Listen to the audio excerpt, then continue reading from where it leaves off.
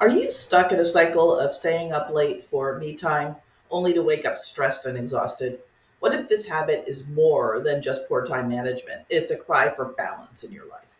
Let's uncover the hidden link between revenge, bedtime procrastination, stress, and alcohol misuse, um, and how you can break free. Today, we are talking about a phenomenon that might sound all too familiar: revenge, bedtime procrastination. If you're stuck in a cycle of staying up late to reclaim personal time, but waking up exhausted, this is the video for you. Revenge bedtime procrastination happens when you delay sleep to carve out me time after a long, demanding day.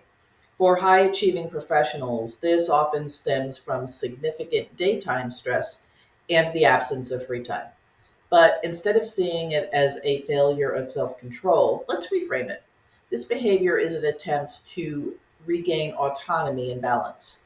Hi, I'm Dr. Joe, founder of Sober in the C Suite. I help professionals and executives manage stress and enjoy life without alcohol.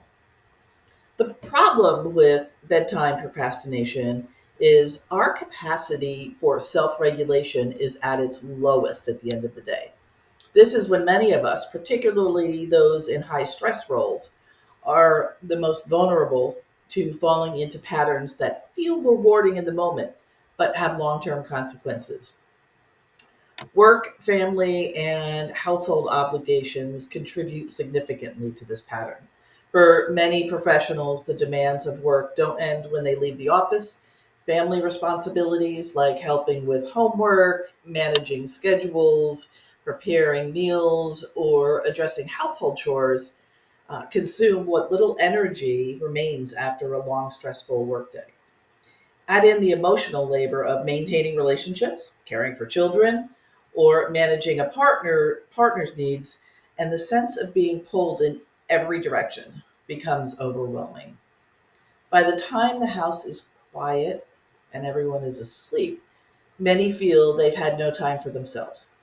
That's when the perceived need to stay up kicks in.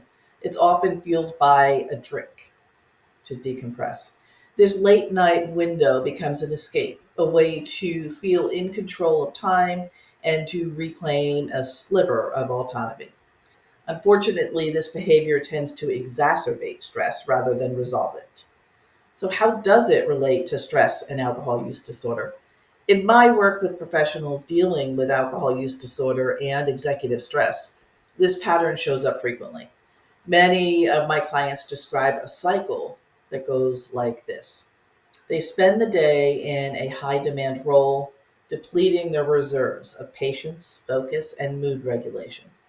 Evenings are consumed by family obligations and household management, leaving my clients feeling frustrated and resentful about the lack of personal time.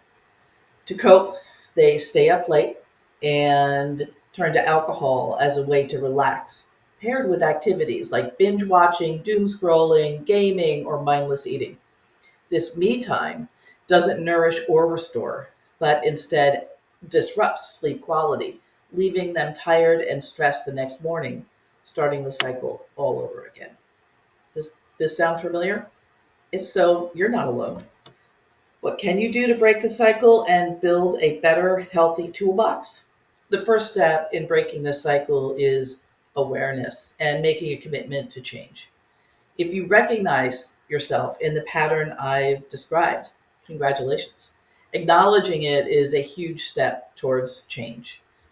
It takes courage to confront behaviors that no longer serve you, and this awareness opens the door to building a healthier, more balanced life.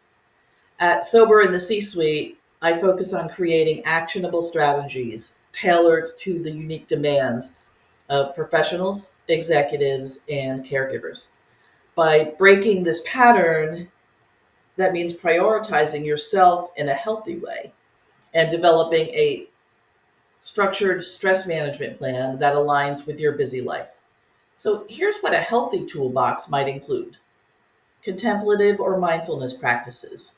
Incorporate techniques like meditation, breathing exercises, or even a short body scan to decompress after work and family time.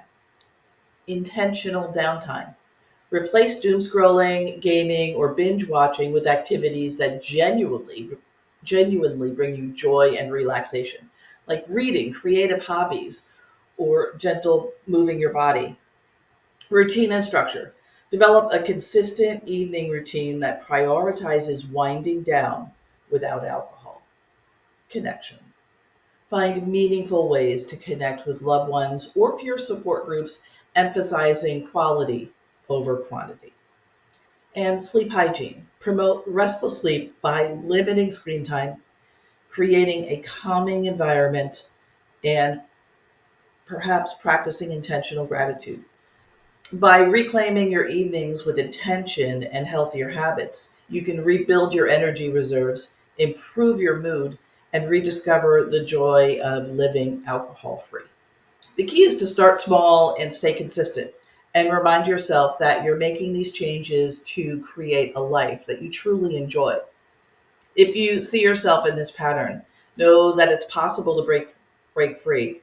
At Sober in the C-Suite, I specialize in helping professionals like you navigate stress, develop resilience, and create a life you love without alcohol.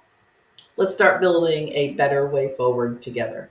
Reach out today and take the first step toward sustainable change.